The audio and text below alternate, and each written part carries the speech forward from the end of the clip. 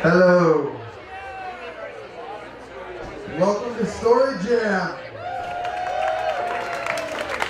Story Jam is 5 minutes, no theme. Anyone can get up and tell a story until 8 o'clock, and then we're going to cut it off. So we're about to get started, and we have a gong. So at about 4 minutes, you get gonged so that everyone knows you have a minute left. So our first storyteller is Tahj Kjelland. He has been up on stage before.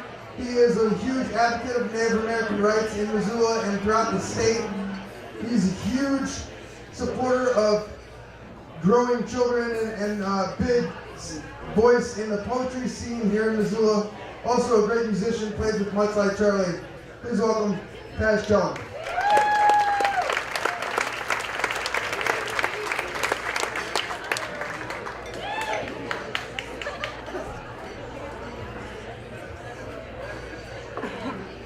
No matter how many times you do this, you still have that nervous energy. It's all about channeling that nervous energy. I'm a 4th generation musician, once removed. Back in the day, grown folks would play in the music room, and I loved the music. I'd sleep with my head in the kick drum, a pillow right next to the beater. My mom was concerned I was going to be deaf. As time went on, musical instruments were pushed to me, and I took up drums. And I went to electronic sound and percussion, and I started my first drum lesson when I was 8. But my parents pushed me into drums, and I wasn't really feeling it at the time. So my drum teacher said, "You ever seen the back of the dollar bill? You ever seen the pyramid?" So we talked conspiracy. So from then on, for the next 4 weeks, we talked conspiracy, because all I needed to do was ask him questions. More questions, and he would be elaborating continually. Critical thinking receptors started at that time. When I was 19, I was getting ready to go on tour with the Skoidats.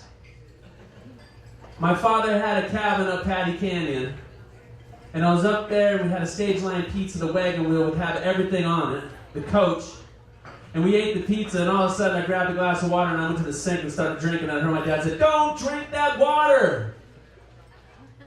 That was the water that was coming down that he washed dishes with. So I didn't think about anything. 2 days later, I went on tour with the Skoidats. It was my first tour in the unknown every night. It seemed like everything was at night. We'd get there at night. We'd set up at night. We'd tear down at night. Everything seemed in the dark. Different places, different spaces. And when we got to Minnesota, I started feeling really, really, really sick. And I thought it was the road. I thought I just wasn't acclimating to the road. And I was like, this is the road. This is all I'm feeling. So in the road, on the van, in the road, I kept feeling like my stomach was tossing and turning and churning.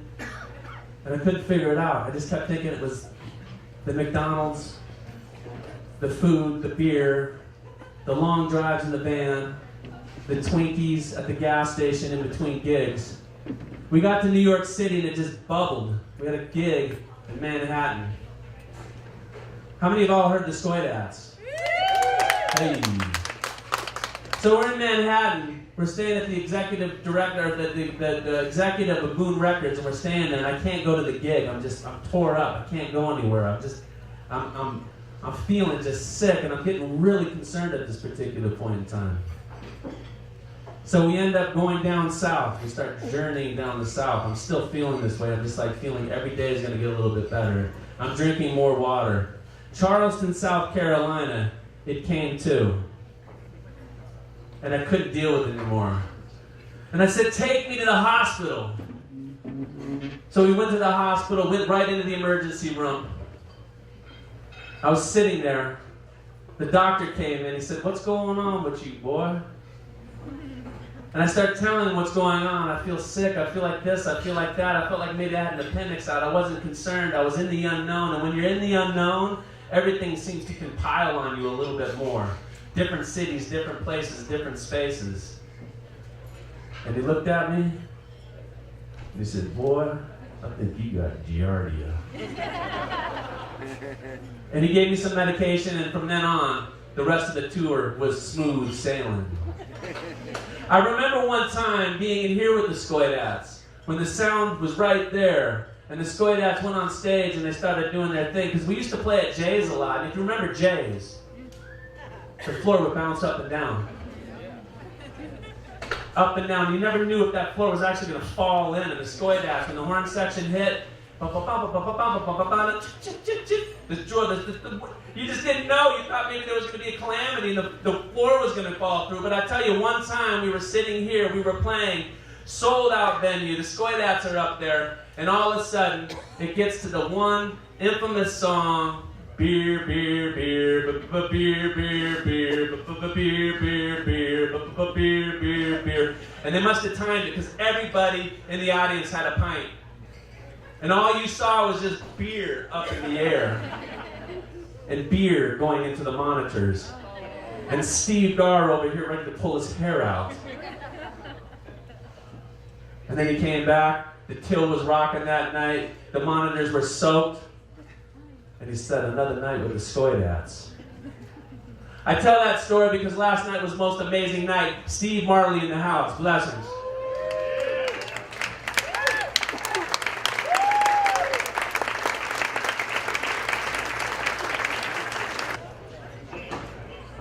Our next storyteller is a teacher at Willard. Please welcome Justin Daniel.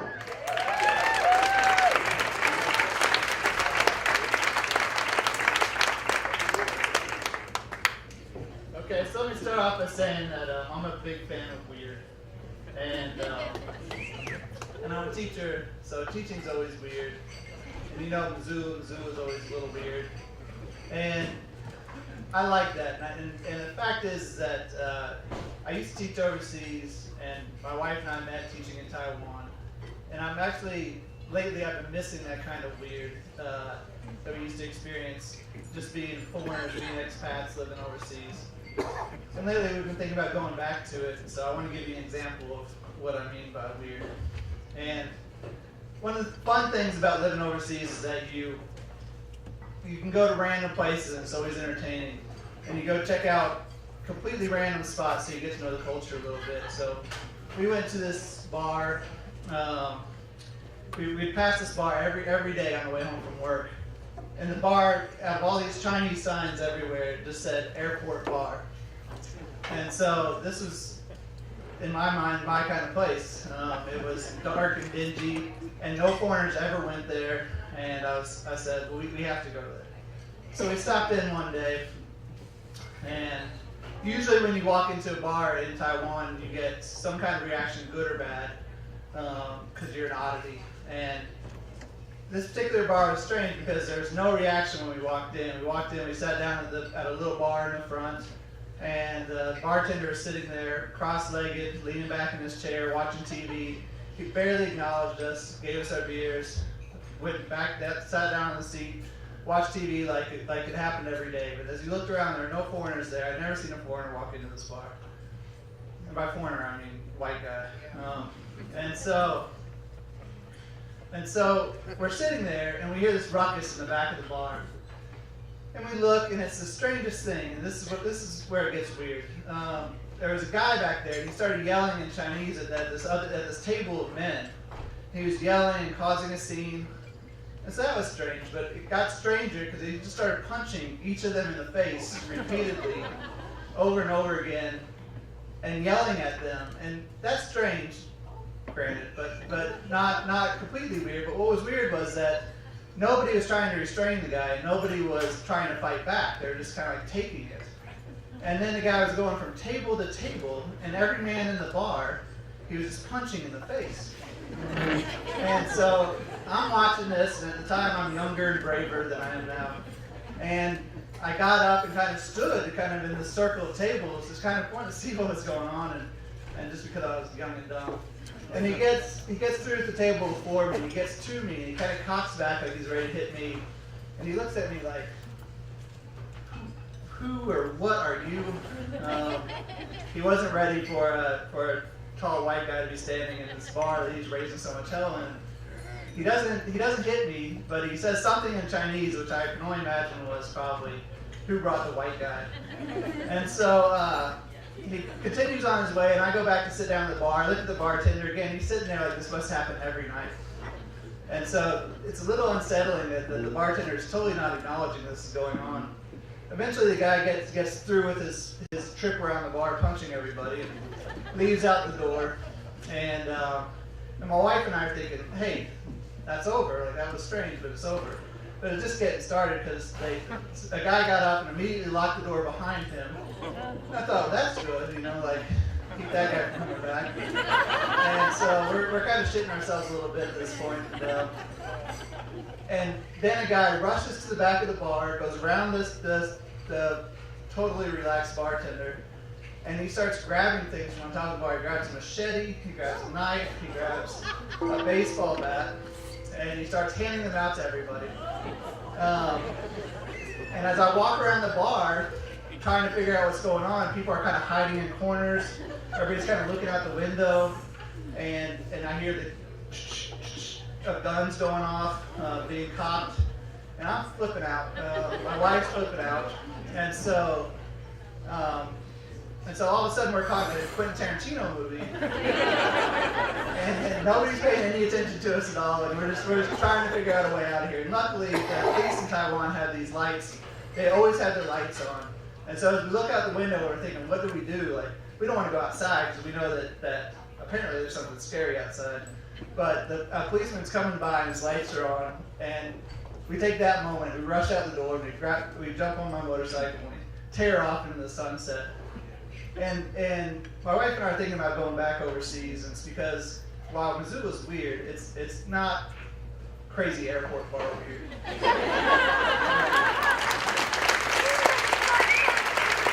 The other thing that's different about Story Jam is I get to tell a story. I was living in Akron, Ohio. And in Akron, you can go see music every night if you want to, in town. And if you don't like what you're seeing locally, you can go up to Cleveland and see famous people almost every night as well. Much different than here.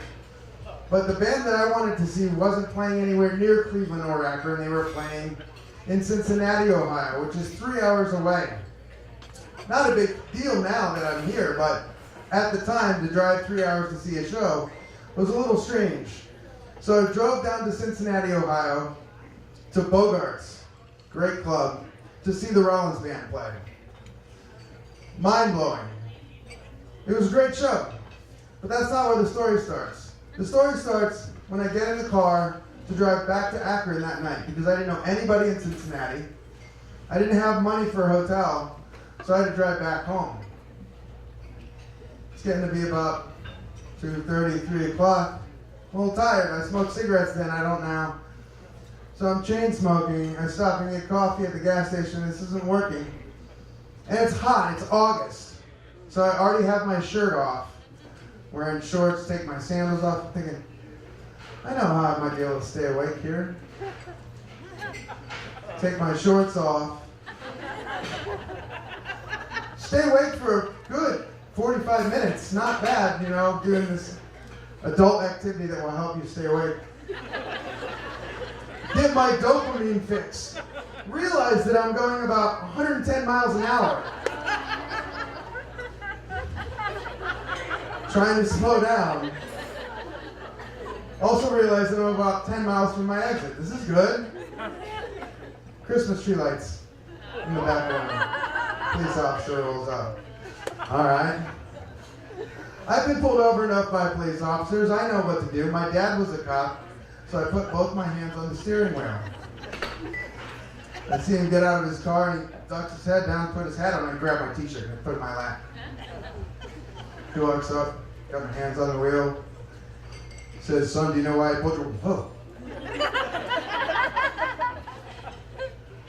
"Do you know why I pulled you over?" Got my hands on the ground. He says, I said, "I do know why you pulled me over." And he goes, "Right." I said, "My shorts are in the back seat." He goes, "Mm-hmm." I said, "My wallets are in my shorts." Mm-hmm. He says, "Can I reach back there and get my shorts?" He goes, "Yeah." I said, "After I do that and I don't have any weapons in the car, just shot my gun off already." I'm gonna reach into the glove box. Is that Uncle Tupelo? Unloaded gun? My gun's unloaded, right? Reach into the glove box, pull out my proof of insurance and registration, hand all that to him. He leaves, he comes back. He says, get dressed, safe travels.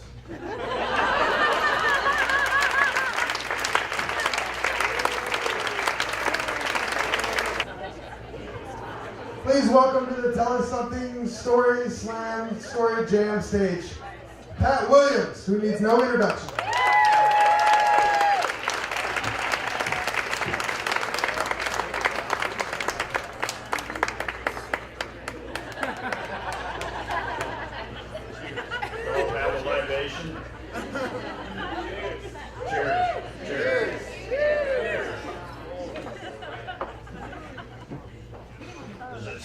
Working? Cheers again.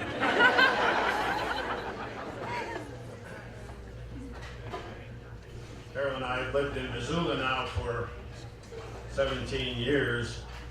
I still teach at the University of Montana, but we are Butte natives. And I want, is it Jeffrey that told the story about the guy, huh? Justin, sorry Justin, told the story about the guy that went around and punched everybody, all the guys. I know him, he's from Butte.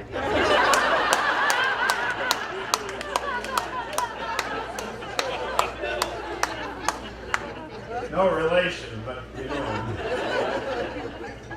Let me tell you two stories within our time limit. One serious and the other funny, and both having to do with a life I've led in the traveling of politics. Jeanette Rankin, how many know the name? Great. Jeanette was the first woman elected to the U.S. House of Representatives, where you sent me for 9 years. And she was the first woman elected, and she was elected to the U.S. House before women in America could vote. So Montanans know something about fairness and equality.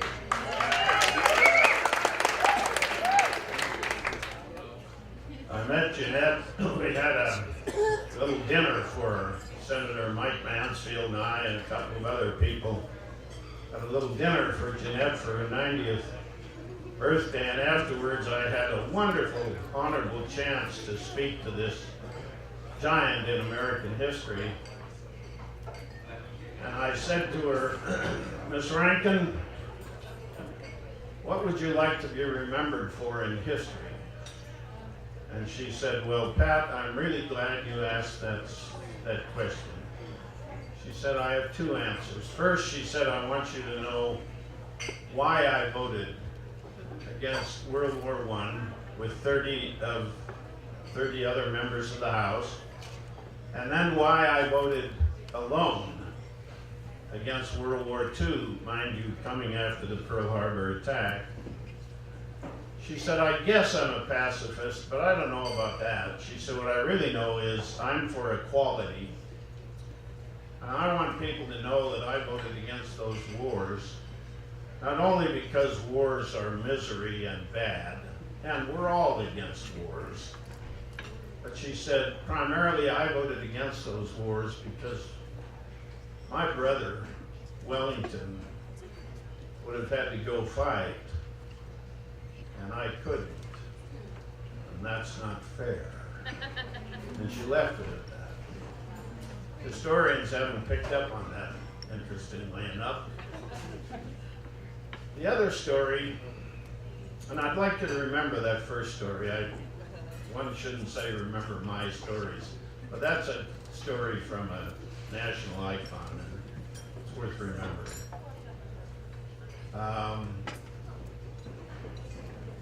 Second story was that I was running, Montana used to have two members of Congress, the Western District, which represented from Western Cascade County over to the Idaho line,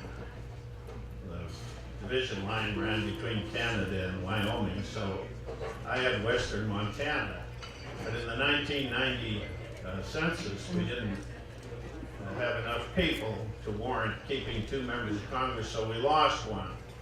And the 2 incumbents at the time were my friend Ron Marlene, Republican of Eastern Montana, and I, Pat Williams, the congressman from Western Montana.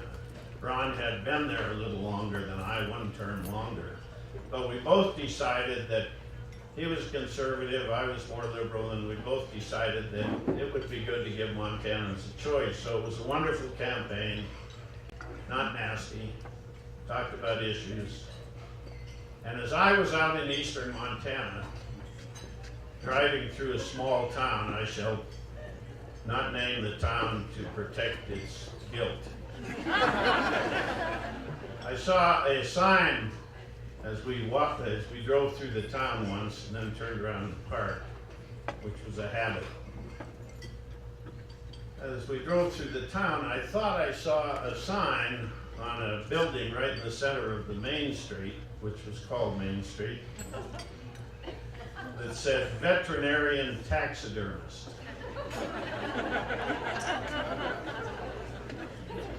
I said to the guy who was driving, you can't drive and campaign. It's really, really hard if you're doing it every hour. So this guy and I had take turns driving, because my driver was from Butte. They need the jobs, leave them alone. I said, Patty, I wasn't sure his name was Patty, but it was a good guess. I said, Patty, circle the car and I'll tell you where to park, because there were parking spots. And he parked in front of this place. And I went up and there was a sign in the window, one of those clock signs. It said, we'll be back at 1. And it was 10 to 12 at the time, so they were out for lunch. And I just wanted to have lunch, go around town quick and probably leave, so I wasn't sure I'd get back to that place. But I was intrigued. Veterinarian taxidermist. And so I was looking through the window and I noticed down in the bottom of the front window was a smaller sign. I bent down to read it and it said, yep, that's right. Veterinarian taxidermist. And it finished with this, either way, you get your dog back. Thank you.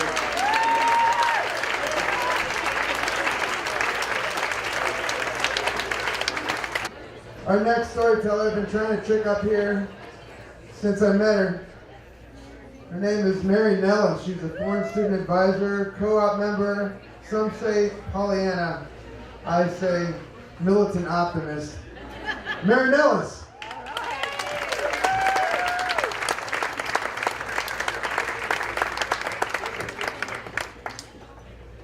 I don't know how I signed up after Pat Williams. But now I'm nervous. No, we're good. Whatever. I found out that there were no life jackets on the boat as I was taking a seat in the stern on some sun-faded but brightly colored pillows. It was my second day in Pakistan, and so I was just kind of taking it all in. It was kind of rumored among my group members, oh, there's no life jackets. And so I asked our host, I said, life jackets? He said, the fishermen prefer to trust in God. I said, okay. I was on a Rotary exchange, and I was in Pakistan for a month. Like I said, it was my second day.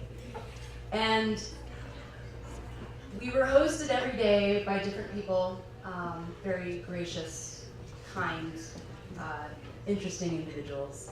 And this day we were hosted by Peer Ibrahim Shah, and he decided that we would go what they called crabbing on Karachi Harbor, which means they rent out crabbing boats, the fishermen will, at the end of the day to make some extra money, which might be another reason why they didn't have any life jackets on the boat. So I sat back And I thought about this, and I thought about trusting in God, and realized, well, we do this all the time, so I just kind of have to relax. And I watched as this muscular, lithe, thin, brown man climbed barefoot up the mast and let down the sail. I was like, that's really interesting.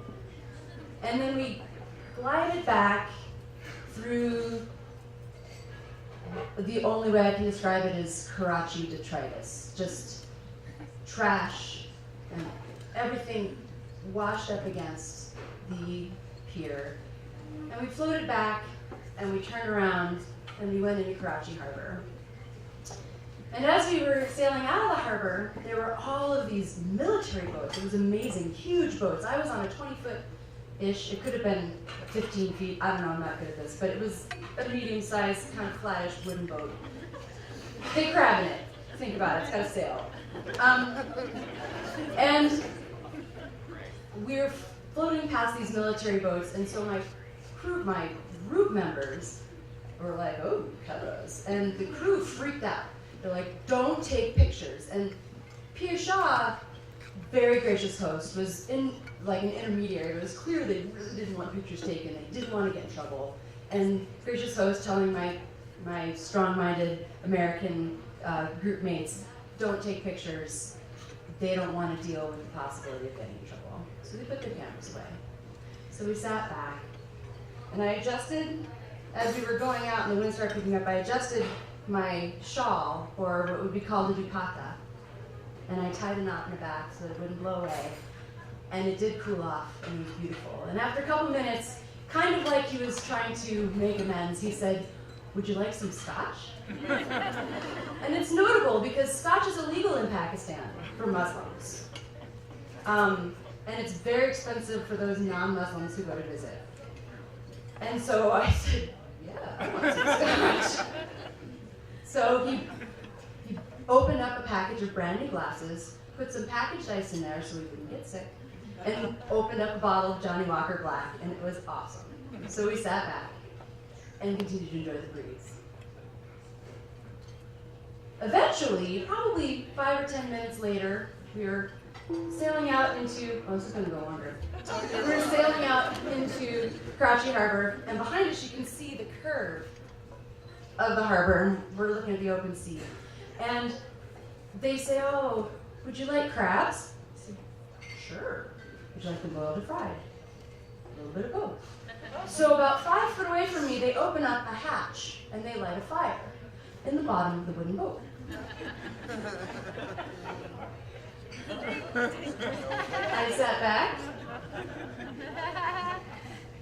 and relaxed, because they do this all the time, right? And they gave us crabs, and it was amazing. I might have gotten sick on it later. I don't know. You never really know when you're in a third world country exactly what you're getting sick on. But it was awesome at the time. Totally worth it.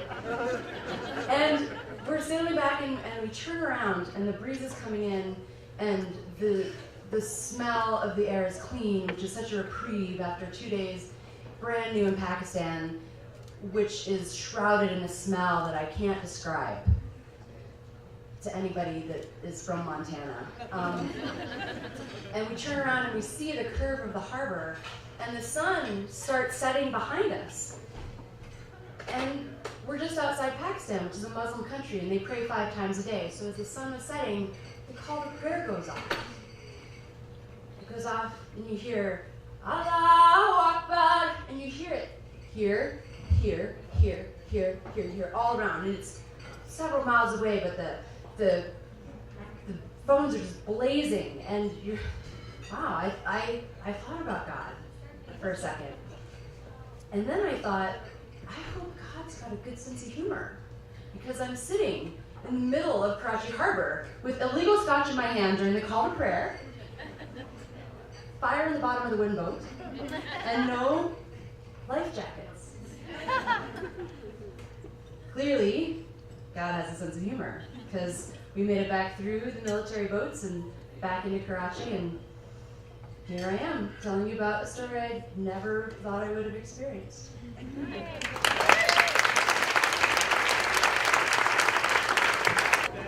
Stephanie Wing is 43 and going through puberty. Please welcome to the stage, Stephanie Wing.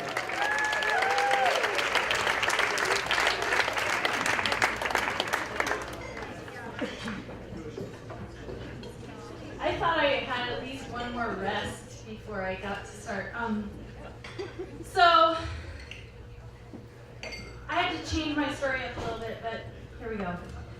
So my family, it's kind of a funny situation. Image has always been like a pretty big deal. And my story is about image, guilt, and stealing. Yep. So, it's really hard to be a daughter of a beauty queen. My mom in the late 60s was a runner-up for the Miss Montana, so she was like number 1. She didn't quite get there, but she was number 1. And she is now a beauty consultant. And she gave birth to a tomboy, which is trouble. And my mom and I have had this kind of funny sort of give and take for pretty much my whole life because I'm the tomboy. I used to play football. I used to have a boy haircut. And I used to wear shrink-to-fit Levi's and a big baggy t-shirt. Where my mom was wearing suits and was done up and was the beauty consultant. So we didn't really jive very well. She is pretty much hilarious. I think of her as the sexy church lady. She's like, now, honey, it's all going to be okay if you just do this, right? If you just put this product on your face and everything will go away. Your acne will go. Recently, she sent me some product and it burned like 3 layers of skin off my face. And my daughter's like, you have to tell Grandma that that's what happened. And I was like, I can't tell her. She believes in the product. I can't tell her. So, the beginnings of this idea of image and what it means to be a woman all started when I was quite young. And being a tomboy, you're conflicted, especially when your mom is like the ideal woman in some ways. Like, she's crazy. But she is kind of ideal. Like, her boobs are perky still and she's 65. So, she looks good naked. She smokes, so she has like some little like wrinkles on her lips. I don't tell her about it, because you gotta lie to your mom when she's like the way my mom is. She's the mom that sent my brother and I fashion shots of herself in a teddy. So let me just put that out there, just so you know what I'm talking about. So, the beginnings of trouble were when I was very, very young, and I knew I was weird. Because when I was 4, I had this really good friend, and I lived on Mary Street. I'm from Missoula. Like, I moved here when I was like 3.5 or 4. I call this my home. I've been here most of my life. We lived on Mary Street, and I had this friend, and she had this long, beautiful hair, like curly hair, like flowing golden locks. And I had the Dorothy Hamill, which is like, you know, short. I look like a boy. And I'd go to this girl's house, and like she was this cute little thing, and she had all the cute little pink toys. And the thing that I coveted the most was the fact that this girl had a drawer full of ribbons for her beautiful, glowing golden hair. And I had the boy haircut, and I was like, God, I want some of those ribbons. And so one day I was at her house playing, and she went to the bathroom, and I was like, I'm gonna get some of those ribbons, because I don't have any ribbons. All I have are horses. And so I reached into her drawer, and I pulled out a handful of ribbons. And I was wearing a dress, which is really weird because my mom tried to make me a girl. She tried to really dress me like a girl. So at this point I was wearing a dress. So I lifted up my dress and I pulled my underwear open and I stuffed those ribbons in my underwear. Put it back, put my dress down. And I was like, I don't feel very good. I gotta go home. And she's like, but we're gonna play Barbies. And I'm like, I really don't feel good. I gotta go home. So I go home. And I pull out my ribbons out of my panties. And so I had all these ribbons. And I would play with them. Like, I couldn't really put them in my hair, so I would tie them to my horse's tails, to my put them in my Barbie dolls. Well, one day my friend was gonna come over. And I was like, oh, come over, let's play, blah, blah, blah. So she comes over, and then I realize, like, I'm 4. How do you know what guilt is when you're 4 and your parents don't get you baptized and you don't go to church? But I knew I was in deep shit because I had stolen ribbons from this girl, and she was coming over, and they were on every single tail of my horse's bottom. So I quickly moved all of the ribbons, I hid the ribbons, and I never, ever, ever stole again.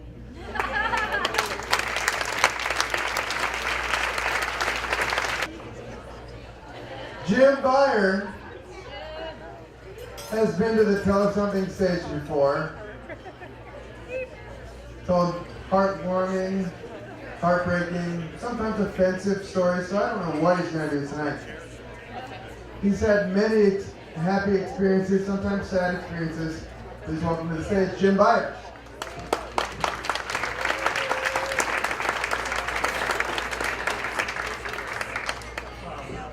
Mark, thank you for that story. I'm glad to know I'm not the only guy to have ever done that during a road trip. Now, a long time ago, when I had long black hair, long black beard, kind of looked like Andrew Rizzo. I was a biker, I still am maybe, and I had a biker dog, which is a large brown Doberman. This Doberman had floppy ears, they weren't cut off, but the tail was. And he was a very fairly friendly, very animated dog. And I used to carry him, or he would sit in the back of the pickup truck while I drove in front. So I need to go to Ace Hardware, so I put dog jumps in the back of the truck. I go into Ace Hardware, and I come out, and there's a policeman petting my dog. And so I walk up and go, is there any problem, your officer? He goes, oh, no. He hands me a ticket. And I read the ticket, and it says that my dog has bitten somebody. I go, shit. And so the officer says, it's really a friendly dog. I don't understand, what the complaint was, but here's your ticket. Okay, great. And he says, go see Wally Clark. Well, some of you, I see, know who Wally Clark was. You're of that generation. Well, I should describe him as a crusty old Western judge who never went to law school. He had plenty of prejudices and was not afraid to express them. He wasn't very PC, as you might say. So I go in front of Wally Clark, and as I walk in, he has just sentenced some poor Native American to a jail term for some insignificant indiscretion. And I'm going, oh shit. I'm dressed like I am now. I kind of tried to dress up and look nice for the judge. So I go in there and I have the ticket in hand, and I talk to the prosecuting attorney. I hand him the ticket, or some court official, and so they call me up there, and Wally looks down at me and says, "You're back again?" I looked up at him and says, "Your Honor, I haven't been here in 10 years. Now, either that was one of his ways of kind of breaking the ice, or else he had an incredible memory. I really don't know which, because I didn't see him again, fortunately, at least officially. So he says, what are you charged with? And I said, well, Officer, Your Honor, I didn't really do anything, but I have a ticket here that says my dog bit somebody. So he says, well, what kind of dog you got? And I said, it's a Doberman. And Wally looks at me and goes, I hate those dogs. I don't know. This is going to hurt. So then he says, well, describe the situation. And I said, well, Your Honor, I really don't know. I wasn't there. But according to this ticket, it says right here that the complainant reached his hand into the truck and the dog bit him. So Wally says, well, what happened? He says, well, I drove to Ace Hardware. I had a bunch of stuff inside my truck, and I had my dog in the truck. So Wally goes, well, what kind of damn fool sticks his hand into a truckload full of Dobermans? Case dismissed. Thank you.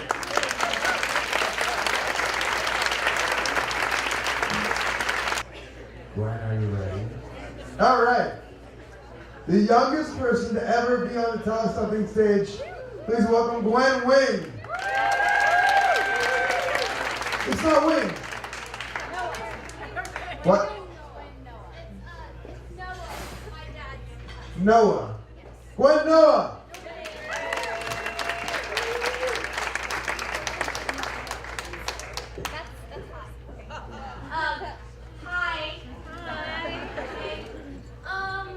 I just thought of my story about 5 minutes ago, so if I don't do very well, please forgive me. I'm going to tell you about this story about why I hate missing school. I don't love school, but I've always, I just don't want makeup work, because if you get like an injury, as I'm going to tell you about the injury that I got, you should kind of be prepared to expect a lot of makeup work after you have healed from your injury. So it was near Christmas time, and my stepbrothers and I, we were making gingerbread houses. And so I'm sitting making my gingerbread house, and like one of my stepbrothers is like next to me, like stuffing candy like inside of his gingerbread house. It's kind of like falling apart, but he's like lobbing icing on it so it like stays together, so the candy stays in. He's just stashing candy inside of his gingerbread house. And it's really annoying me because I wanted to put candy on my gingerbread house too, and it was making me angry. So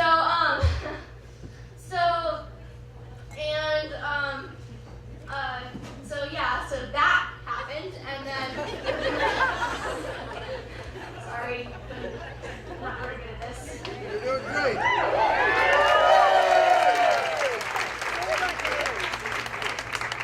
And so later that night, we were not allowed to eat our gingerbread houses, and the icing by then had gotten really hard, so they were sitting on top of a piano, and a very bad piano bench. Bad piano bench.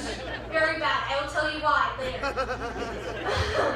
So what we were doing is we were hiding in my stepbrother's room, and then we would come out. We would run out really fast. My grandpa was here too.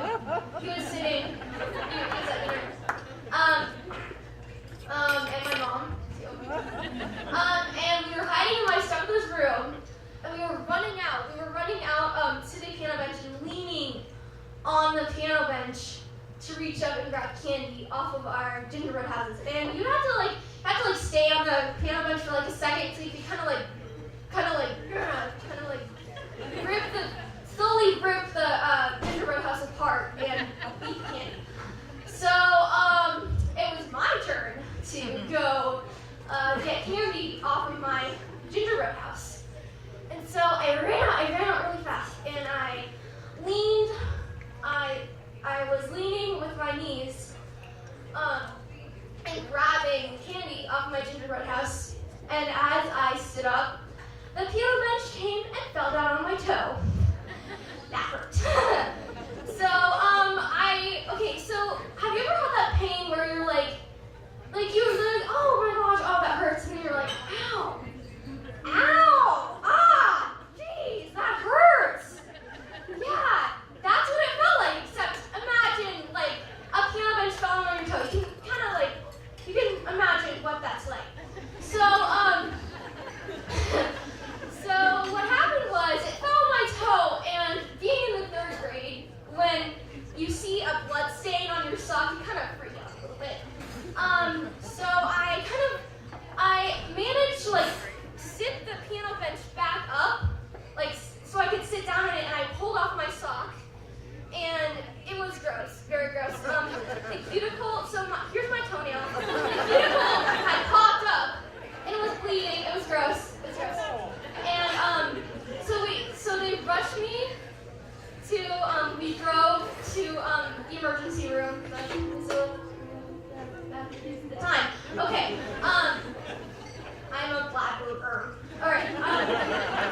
So they had to sew, and I was trying to so my stepdad he was like, so they're probably going to have to numb it, and it's probably not going to be a shot like that they stick. And I'm afraid of needles. Needles scare me. I hate them. So and believe it or not, it was one of those things where they poke the needle into your toe and they they like put like the numbing stuff in it, and that is the time. Okay, so and then what they had to do was then sew the toenail back onto the toe to keep it from. It's like, okay, so why can't you just? Well, the end of my toe would have fallen off if they had not sewn the toenail back onto my toe. So then we went home. We were gonna decorate the tree, but no. Gwen had a piano bench fell on her toe, so no decorating tree for Christmas. No. No opening presents. No doing that. We have to wait till tomorrow. So I managed to get myself upstairs to my room, and kind of like I kind of sat down on the stairs and sort of like kind of crawled up the stairs, and then I went to sleep. And that was my Christmas Eve.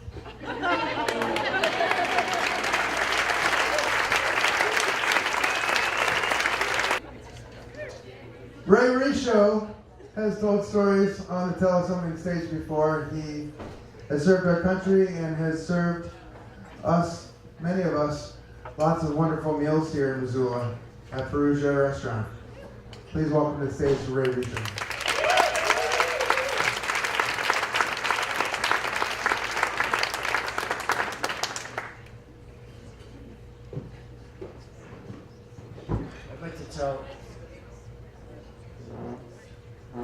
I'd like to tell a hitchhiking story. They're always kind of delightful. This one, I just reminded Susie, this story takes place 50 years ago next month. And it was, if you were here, the last time I spoke, I talked about my last few weeks in the military. The week I was separated, and how I was ordered by the company commander to get off the base in 10 minutes. That's another story that you should have heard. Anyway, I'm going to pick up where we left off. And at that time, a bunch of my buddies wondered what was going to happen, and I told them, and so they took me to a trailer of a married guy that one of our comrades, and I waited in the trailer until the trailer house until everyone was done with work. And then a bunch of them picked me up. There must have been 8 or 10 of them. And we drove up, this was in Fort Huachuca, Arizona, which is over near Bisbee, Arizona, and south of Tucson. So we drove up to Tucson and partied all night. All night. And then finally we went to a Mexican restaurant for a late meal, and then they dropped me off at a hotel and took off and said their goodbyes. The next morning, I got up and started hitchhiking. I finally made my way to Route 66, and those of you who are vintage, there was a very popular TV show in the 50s, I guess, or 60s, called Route 66. Anyway, I kind of romanticized the whole point of hitchhiking Route 66 all the way up through the U.S. And so here I am standing out on this desert highway, and this vintage sedan pulls up. We're pulling a small storage trailer. It was pretty old, and in the front was a couple, man and woman, and in the back were 2 guys. So I got in the car, and after a while, I got to know everyone, and they got to know me, and I was carrying my duffel bag, and I was still having just gotten out of the military. I remember I had a Belgian semi-automatic in the duffel bag, which they don't have anymore. But at any rate, these people were professional beggars. And hitchhiking in 50 years ago, I can assure you, was a kinder and gentler age to hitchhike. And what they would do is they basically knew how to beg, and they would only visit certain biblically based communities in the Texas Panhandle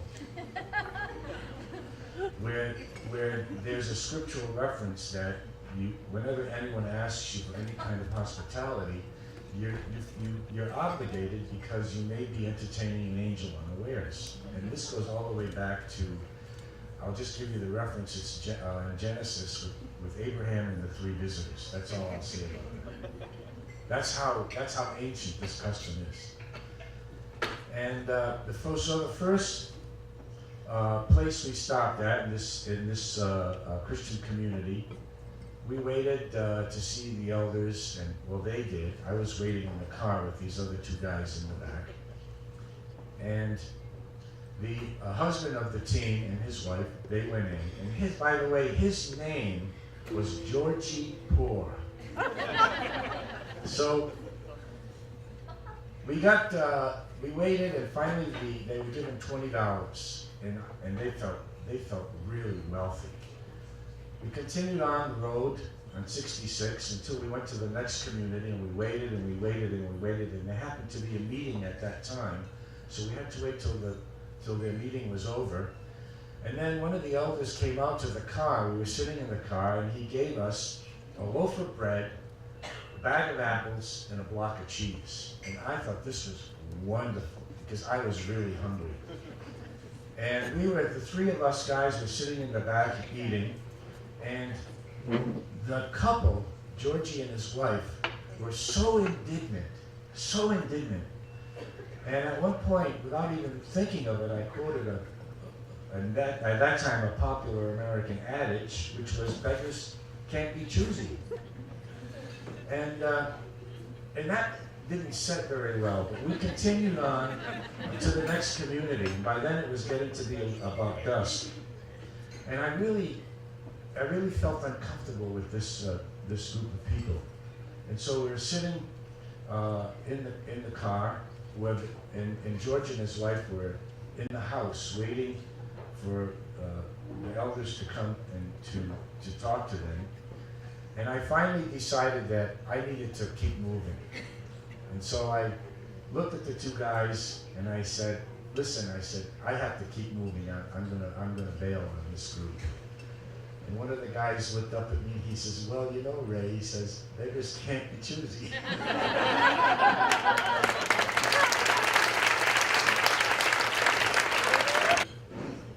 Our next storyteller is married to the last storyteller. Susie Risho is an artist, teacher, lover of children, and cultivator of stories here in Missoula. Please welcome Susie Risho.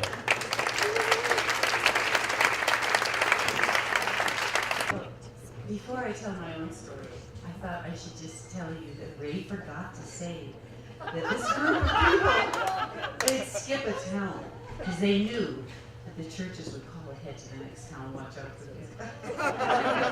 Well, my story also takes place almost 50 years ago. I didn't want to go to college, but I went to a college prep school, and everybody went to college. This one girl came down into the common room and said, "Hey, does anybody want to go to Italy with me next year?" And I thought about it, and she said, "My dad goes over and he can get the want ads for Rome." So I got 5 addresses, and I wrote a little letter, and the sister of one of the gals needed an au pair girl in Naples. So I wrote, I was accepted, and I went over without speaking one word of Italian, but I went on this ocean liner that took about 10 days to get to Naples. And I stepped off the boat, and I didn't know who was going to be meeting me, but I ended up staying with this great family. And I was warned as we sat around the table every meal, we stayed with the same people on this ocean liner. And I was warned about the Italian men. Don't let them get a foot into your life. They're going to go down the street and they're going to talk to you and just ignore them. So sure enough, I'd be going down the street, "Parlez-vous français? Do you speak English? Speak the Deutsch?" And they would try to get me to break. But one time really frustrated me. It was a rainy day and I had my umbrella and I had it really close to me down and I could see where I was going, and those guys, they look up at me. See who was under that umbrella? Well, anyway. Before I ended my trip in Italy, I remember walking through a park, and when I went to the University of Montana and took Italian, the teacher there said, "Now, if you go to Italy, don't hang out in the parks, because that's where people go when they want to get picked up." But I came from a New England town in the woods, and I gravitated to these beautiful parks that were like wild woods. So at one point, I'm walking down the street, this path, and this guy is trying to make a pass at me, and I got so frustrated. I took my magazine and I went like this, and I said in clear English, "Leave me alone!" And he went away. I have to tell you of this one time. My friend who got me to go with her, and she was around town, she said, "You know, when you're in Naples, there's one thing you have to do. You have to go to a glove merchant." So we found this, there were a lot of these, they're kind of big parking lots or along the edge of buildings, they have these little huts. And so we went into one. It was really a different world. It was full of the aroma of leather, and it was all colors of gloves hanging everywhere on all the walls. And we kind of went in and we said we would like to look at a pair of gloves.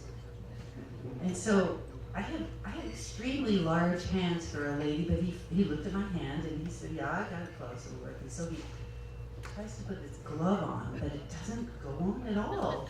He's got to help every single finger, and it was very difficult to get this glove on. And while I'm experiencing this and going through brand new sensations of erotic behavior, I'm thinking, so I tried the gloves on and I pretended I was really interested in these gloves, but I couldn't afford them, so I said, "Well, I'll just have to come back later." So that's my story about it.